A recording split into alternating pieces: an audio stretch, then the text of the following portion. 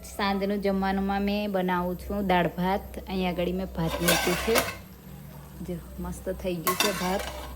અને આ બાજુ દાળ બાફવા મૂકી છે. દાળ તો બફાઈ ગઈ છે. હવે થોડી વાર મેં એને તડકો લગાવું. તમે કેવી રીતના બનાવો? મેં પહેલાં મતલબ અલગ પેણામાં વઘારતી હતી, ટામેટું એવું બધું નાખીને.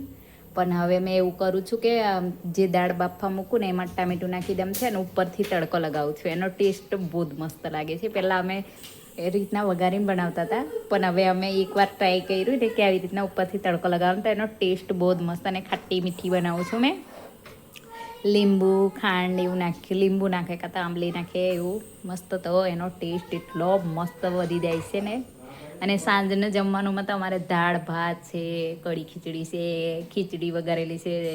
સાંજે મતલબ ભાત તો બને જ, રોટલી ભાગ્યે જ બને. સવારમાં અમારે ફૂલ ખાવાનું બની જાય, સાંજે આવી રીતનું હલકું હલકું જ ખાવાનું બને છે.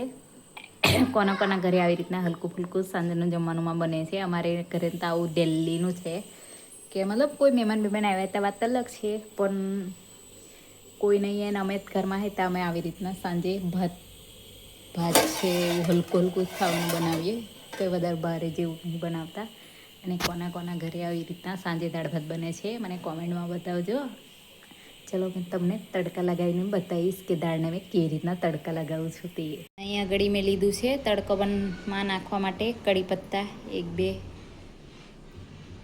એક લીલું મરચું. હવે એને મસ્ત ધોઈને આપણે કટિંગ કરી લઈએ.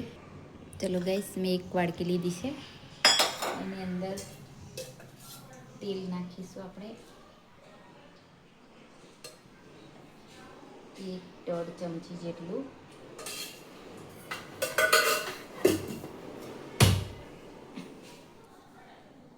પછી આપણે અંદર મસાલા નાખી દઈશું દાળમાં.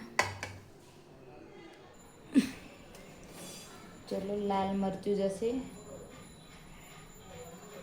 ટેસ્ટ હિસાબથી.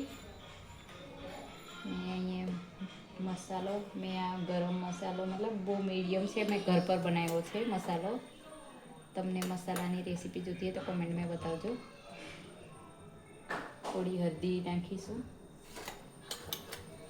જરૂરિયાત પ્રમાણે.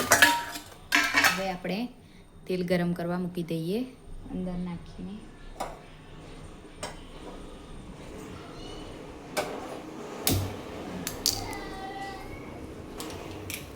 ચલો, તેલ ગરમ થઈ ગયું છે. હવે આપણે નાખીશું રાઈ. રાઈને બરાબર પકડવા દઈશું.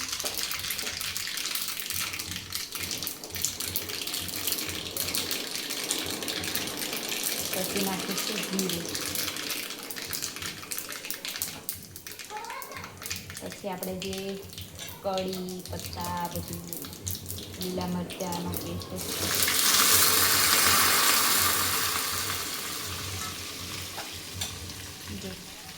મસ્ત તડકો થઈ ગયો છે.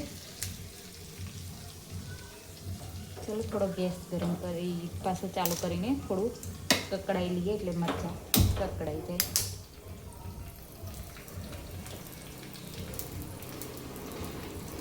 મસ્ત કકડી જાય પછી આપણે નાખીશું અંદર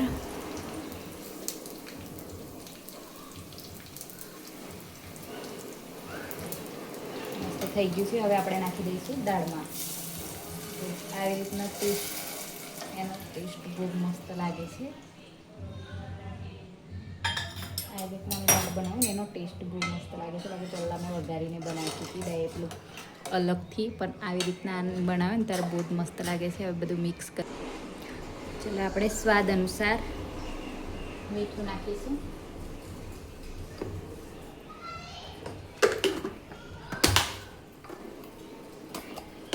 ખાટી મીઠી બનાવવા માટે થોડા લીંબુ ફૂલ નાખીશું.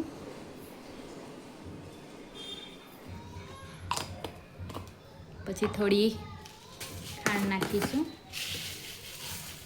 તમે તમારા હિસાબથી નાખી લેજો, મેં મારા હિસાબથી નાખું છું. અમારા ઘરમાં કેવું વપરાય છે એના હિસાબથી. તો આવી રીતના દાળ બનાવે તો એનો ટેસ્ટ બહુ જ મસ્ત બનીને રેડી થઈ જાય છે મારું દાળ ભાત બનીને. વિડીયો સારો લાગે તો લાઈક કરજો, ચેનલને સબસ્ક્રાઈબ. મારું દાળ ભાત બની ગયું છે. હવે